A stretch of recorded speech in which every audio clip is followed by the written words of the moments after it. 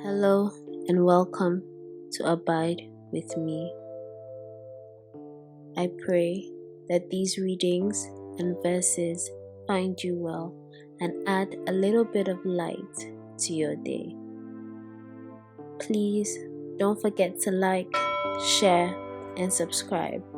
And let us know, have you come across any of these verses before? Which is your favorite? And do you have any extra verse that could come in handy for a brother or sister in need? Please let us know in the comment section down below. Thank you and enjoy. Later, even after the king's anger had cooled down, he kept thinking about what Vashti had done and about his proclamation against her. So some of the king's advisors who were close to him suggested, "Why don't you make a search to find some beautiful young virgins? You can appoint officials in every province of the empire and order them to bring all these beautiful young women to your harem here in Susa, the capital city. Put them in the care of Higai, the eunuch, who is in charge of your women, and let them be given a beauty treatment. Then take the young woman you like best and make her queen in Vashti's place." The king thought this was good advice, so he followed it. There in Susa lived a Jew named Mordecai, son of Jair. He was from the tribe of Benjamin and was a descendant of Kish and Shimei. When King Nebuchadnezzar of Babylon took King Jehoiakim of Judah into exile from Jerusalem, along with a group of captives, Mordecai was among them. He had a cousin, Esther, whose Hebrew name was Hadassah. She was a beautiful young woman and had a good figure. At the death of her parents, Mordecai had adopted her and brought her up as his own daughter. When the king had issued his new proclamation, and many young women were being brought to Susa, Esther was among them too. She too was put in the royal palace in the care of Higai, who had charge of harem. Higai liked Esther, and she won his favor. He lost no time in beginning her beauty treatment of massage and special diet. He gave her the best place in the harem and assigned 7 young women specially chosen from the royal palace to serve her. Now, on the advice of Mordecai, Esther had kept it secret that she was Jewish, and every day Mordecai would walk to and fro in front of the courtyard of the harem in order to find out how she was getting on and what was going to happen to her. The regular beauty treatment for the women lasted a year. Massages with oil of myrrh for 6 months, and then with oil of balsam for 6 more. After that, each young woman would be taken in turn to King Xerxes. When she went from the harem to the palace, she could wear whatever she wanted. She would go there in the evening, and in the next morning, she would be taken to another harem and put in the care of Shashgaz, the eunuch in charge of the king's concubines. She could not go to the king again unless he liked her enough to ask for her by name. The time came for Esther to go to the king. Esther, the daughter of Abihail, and the cousin of Mordecai, who had adopted her as his daughter. Esther, admired by everyone who saw her. When her turn came, she wore just what Haggai, the eunuch in charge of the harem, advised her to wear. So in Xerxes' 7th year as king, in the 10th month, the month of Tebeth, Esther was brought to the king Xerxes in the royal palace. The king liked her more than any of the other women, and more than any of the others, she won his favor and affection. He placed the royal crown on her head and made her queen in place of Vashti. Then the king gave a great banquet in Esther's honor and invited all his officials and administrators. He proclaimed a holiday for the whole empire and distributed gifts worthy of a king. Meanwhile, Mordecai had been appointed by the king to an administrative position. As for Esther, she had still not let it be known that she was Jewish. Mordecai had told her not to tell anyone, and she obeyed him in this, just as she had obeyed him when she was a little girl under his care. During the time that Mordecai held office in the palace, Bigthana and Teresh, two of the palace eunuchs who guarded the entrance to the king's rooms, became hostile to King Xerxes and plotted to assassinate him. Mordecai learnt about it and told Queen Esther, who then told the king what Mordecai had found out. There was an investigation, and it was discovered that the report was true. So both men were hanged on the gallows. The king ordered an account of this to be written down in the official records of the empire. Some time later, King Xerxes promoted a man named Haman to the position of prime minister. Haman was the son of Hammedatha, a descendant of Agag. The king ordered all the officials in his service to show their respect for Haman by kneeling and bowing to him. They all did so, except for Mordecai, who refused to do it. The other officials in the royal service asked him why he was disobeying the king's command. Day after day, they urged him to give in, but he would not listen to them. "I am a Jew," he explained, "and I cannot bow to Haman." So they told Haman about this, wondering if he would tolerate Mordecai's conduct. Haman was furious when he realized that Mordecai was not going to kneel and bow to him. And when he learned that Mordecai was a Jew, he decided to do more than punish Mordecai alone. He made plans to kill every Jew in the whole Persian Empire. In the 12th year of King Xerxes' rule, in the first month, the month of Nisan, Haman ordered the lots to be cast to find out the right day and month to carry out his plot.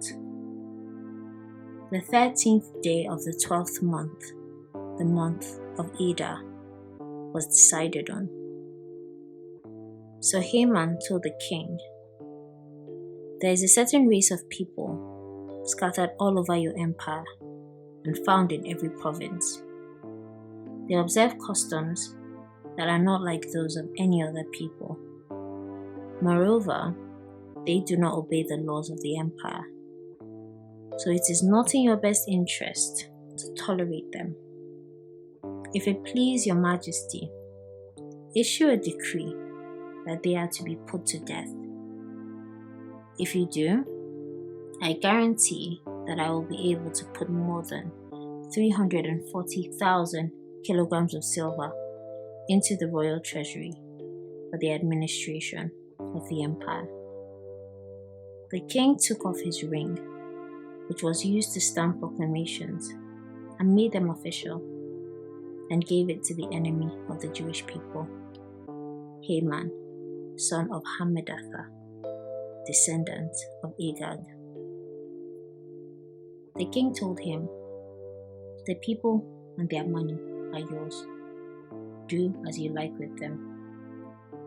So on the 13th day of the first month, Haman called all the king's secretaries and dictated a proclamation to be translated into every language and system of writing used in the empire, and to be sent to all the rulers, governors, and officials. It was issued in the name of King Xerxes and stamped with his ring. Runners took this proclamation to every province of the empire. It contained the instructions that on a single day, the 13th day of Adar, all Jews, young and old, women and children, were to be killed. They were to be slaughtered without mercy, and their belongings to be taken. The contents of the proclamation were to be made public in every province, so that everyone would be prepared when that day came. At the king's command, the decree was made public in the capital city of Susa, and runners carried the news to the provinces. The king and Haman sat down and had a drink while the city of Susa was being thrown into confusion. When Mordecai learnt of all that had been done, he tore his clothes in anguish. Then he dressed in sackcloth, covered his head with ashes, and walked through the city, wailing loudly and bitterly, until he came to the entrance of the palace. He did not go in because no one wearing sackcloth was allowed inside. Throughout all the provinces, wherever the king's proclamation was made known, there was loud mourning among the Jews. They fasted, wept, and wailed. Most of them put on sackcloth and lay in ashes. When Esther's young women and eunuchs told her what Mordecai was doing, she was deeply disturbed. She sent Mordecai some clothes, but he would not accept them. Then he called Hathach, one of the palace eunuchs, appointed as her servant by the king, and told him to go to Mordecai and find out what was happening and why. Hathach went to Mordecai in the city square at the entrance of the palace. Mordecai told him everything that had happened to him and just how much money Haman had promised to put into the royal treasury if all the Jews were killed. He gave Hathach a copy of the proclamation that had been issued in Susa, ordering the destruction of the Jews. Mordecai asked him to take it to Esther, explaining the situation to her, and asked her to go and plead with the king and beg him to have mercy on the people. Hathach did this, and Esther gave him this message to take back to Mordecai. If anyone, man or woman, goes to the inner courtyard and sees the king without being summoned, that person must die. That is the law. Everyone from the king's advisors to the people in the provinces know that. There is only one way to get around this law. If the king holds out his gold scepter to someone, then that person's life is spared. But it has been a month since the king sent for me. When Mordecai received Esther's message, he sent her this warning. Don't imagine that you are safer than any other Jew just because you are in the royal palace. If you keep quiet at a time like this, help will come from heaven to the Jews, and they will be saved. But you will die, and your father's family will come to an end. Yet who knows? Maybe it was for a time like this that you were made queen. Esther sent Mordecai this reply. Go and gather all the Jews in Susa together. Hold a fast and pray for me. Don't eat or drink anything for 3 days and nights. My young women and I will be doing the same. After that, I will go to the king, even though it is against the law. If I must die for doing it, I will die. Mordecai then left and did everything that Esther told him to do. On the 3rd day of her fast, Esther put on her royal robes and went and stood in the inner courtyard of the palace, facing the throne room. The king was inside, seated on the royal throne, facing the entrance. When the king saw Queen Esther standing outside, she won his favor, and he held out to her the gold scepter. She then came up and touched the tip of it. What is it, Queen Esther? The king asked. Tell me, what do you want? And you shall have it, even if it is half my empire. Esther replied, If it please your majesty, I would like you and Haman to be my guests tonight at a banquet I am preparing for you. The king then ordered Haman to come quickly so that they could be Esther's guests. So the king and Haman went to Esther's banquet. Over the wine, the king asked her, Tell me what you want, and you shall have it. I will grant your request, even if you ask for half my empire. Esther replied, If your majesty is kind enough to grant my request, I would like you and Haman to be my guests tomorrow at another banquet that I will prepare for you. At that time, I will tell you what I want. When Haman left the banquet, he was happy and in a good mood. Then he saw Mordecai at the entrance of the palace. And when Mordecai did not rise or show any sign of respect as he passed, Haman was furious with him. But he controlled himself and went home. Then he invited his friends to his house and asked his wife Zeresh to join them. He boasted to them how rich he was, how many sons he had, how the king had promoted him to high office, and how much more important he was than any of the king's other officials. What is more, Haman went on, Queen Esther gave a banquet for no one but the king and me, and we are invited back tomorrow.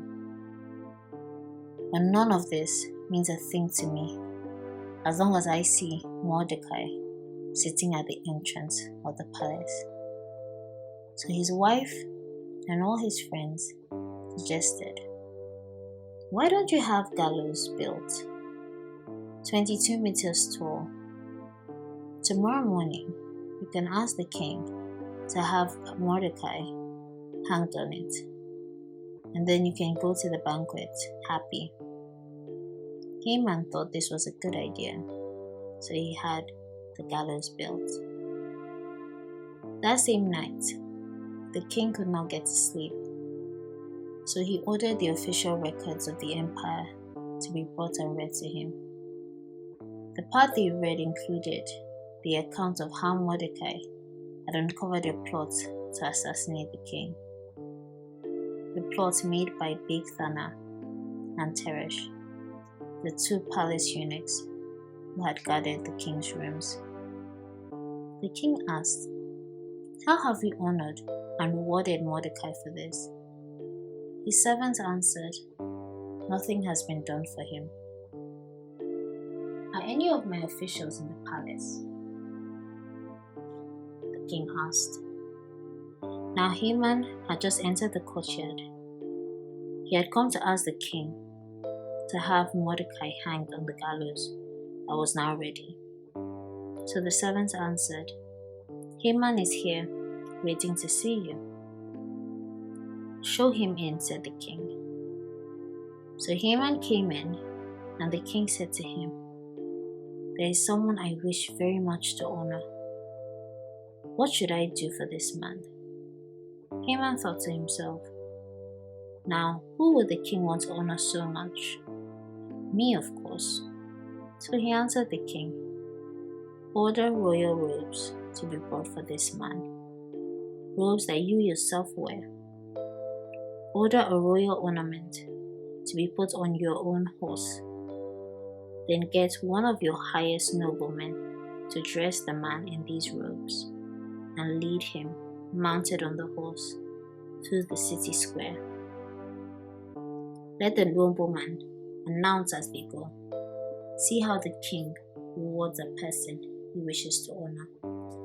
Then the king said to Haman, "Hurry and get the robes and the horse, and provide these honors for Mordecai the Jew. Do everything for him that you have suggested. You will find him sitting at the entrance of the palace." So Haman got the robes and the horse, and he put the robes of Mordecai. Mordecai got on the horse, and Haman led him through the city square, announcing to the people as they went, "See how the king rewards a man he wishes to honor." Mordecai then went back to the palace entrance, while Haman hurried home, covering his face in embarrassment. He told his wife and all his friends everything that had happened to him. Then she and those wise friends of his said to him, "You are beginning to lose power to Mordecai. He is a Jew, and you cannot overcome him. He will certainly defeat you." While they were still talking, the palace eunuchs arrived in a hurry to take Haman to Esther's banquet. And so the king and Haman went to eat with Esther for a second time. Over the wine, the king asked her again, "Now, Queen Esther, what do you want? Tell me, and you shall have it. I'll even give you half the empire." Queen Esther answered, "If it please your majesty to grant my humble request, my wish is that I may live and that my people may live. My people and I have been sold for slaughter. If it were nothing more serious than being sold into slavery, I would have kept quiet and not bothered you about it. But we are about to be destroyed, exterminated." Then King Xerxes asked Queen Esther, "Who dares do such a thing? Where is this man?" Esther answered, "Our enemy, our persecutor, is this evil man, Haman." Haman stared at the king and the queen in terror. The king got up in a fury, left the room, and went outside to the palace gardens. Haman could see that the king was determined to punish him for this. So he stayed behind to beg Queen Esther for his life. He had just thrown himself down on Esther's couch to beg for mercy when the king came back into the room of the gardens.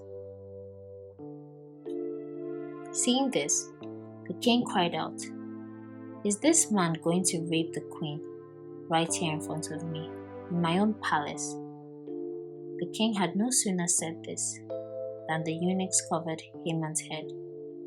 Then one of them, who was named Harbona, said, "Haman even went so far as to build a gallows at his house so that he could hang Mordecai, who saved your majesty's life, and it is 22 meters tall.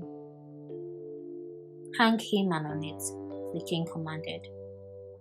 So Haman was hanged on the gallows that he built for Mordecai.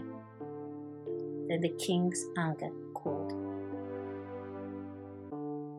That same day, King Xerxes gave Queen Esther all the property of Haman, the enemy of the Jews. Esther told the king that Mordecai was related to her, and from then on, Mordecai was allowed to enter the king's presence. The king took off his ring with his seal on it and gave it to Mordecai.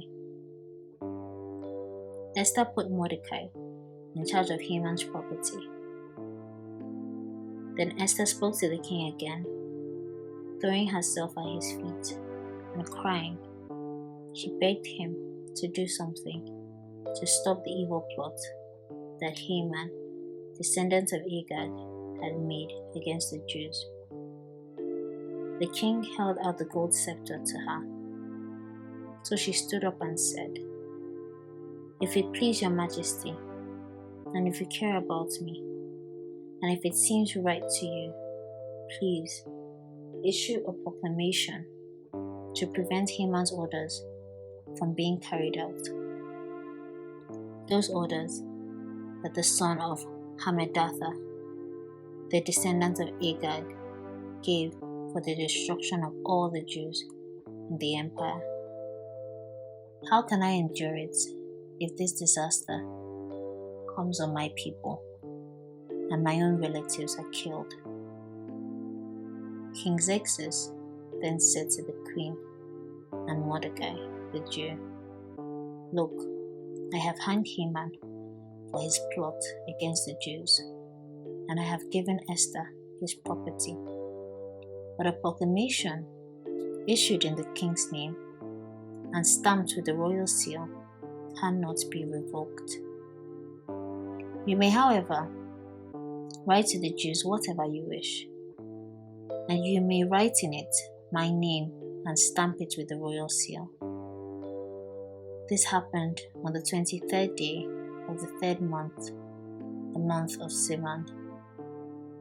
Mordecai called the king's secretaries and dictated letters to the Jews and to the governors, administrators, and officials of all the 127 provinces from India to Ethiopia.